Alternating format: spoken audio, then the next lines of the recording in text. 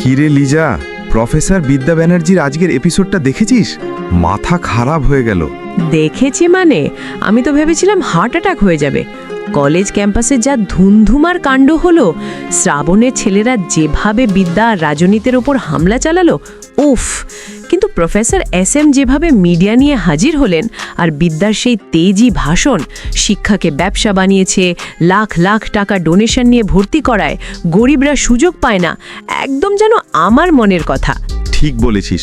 রবীন্দ্রনাথ আর জীবনানন্দের মাটি নিয়ে বিদ্যার ওই আবেগটা না বুকে গিয়ে লাগলো। আর বাড়িতে রাজরূপ যেভাবে রাজদীপকে লাইভ দেখাচ্ছিল আর বলছিল বিদ্যাকে এই বাড়িতে বউ করে আনবো, শুনে তো আমি হাসতে হাসতে শেষ। ত্রিধাটাও কম যায় না, সেও সুর মেলালো।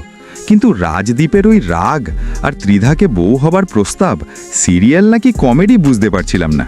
কমেডি তো বটেই, কি হলো পরে জানতে সেটি জানার জন্য ভিডিওটিতে একটি লাইক দিয়ে চ্যানেলটি সাবস্ক্রাইব করে দেখতে থাকুন। যখন পুলিশ এলো ভাবলাম এবার নির্ঘাত লাঠিচার্জ হবে, কিন্তু বড়বাবু যেভাবে বিদ্যার পক্ষ নিলেন, আমিও একসময় শিক্ষা প্রতিষ্ঠানে পড়েছি, শিক্ষাকে অসম্মান করতে পারবো না, মনে হলো যেন সিনেমার ডায়লগ শুনছি। আর তারপর রাজনীতির হাতের চোট, বিদ্যার উদ্বেগ, আহারে! উদ্বেগ তো ছিলই, কিন্তু রাজনীতির ডায়লগগুলো শুনেছিস? আপনি আমার হাত ধরেছেন আর কখনো ছাড়বেন না তো, আমার হার্টবিট বেড়ে গেছে, রক্ত চলাচল বেড়ে গেছে। আর ছাত্রছাত্রীরা যেভাবে হাসছিল, প্রফেসর বিবির তো এখন স্থানকাল পাত্র সবই বদলে গেছে। এসব দেখে হাসি থামাতেই পারছিলাম না।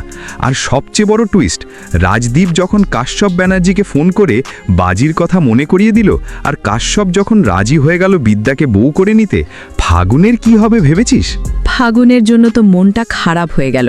কাশ্যপ সাহেবও কেমন যেন, আমি বিদ্যার বাবা হতে পারিনি তাই ফাগুনের বাবা হব। এ কেমন যুক্তি রে বাবা! তবে আগামী পর্বের টিজারটা দেখে একটা কথা মনে হচ্ছে, জীবনটা সত্যি একটা নাটকের মতো। কখন যে কার জীবনে কি মোড় আসে বলা মুশকিল। তবে একটা জিনিস বুঝলাম, জীবনে অন্যায়ের প্রতিবাদ করতে জানতে হয় বিদ্যার মতো। তাহলে দেখবি তোর পাশেও অনেকে এসে দাঁড়াবে। একদম ঠিক কথা। প্রতিবাদ আর ভালোবাসার মিশেলে এই সিরিয়ালটা সত্যিই যেন আমাদের সমাজের একটা আয়না।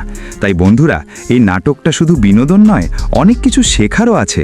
যদি তোমাদেরও আজকের এপিসোডটা ভালো লেগে থাকে তাহলে একটা লাইক করে দিও, আর অবশ্যই আমাদের চ্যানেলটা সাবস্ক্রাইব করে দিও।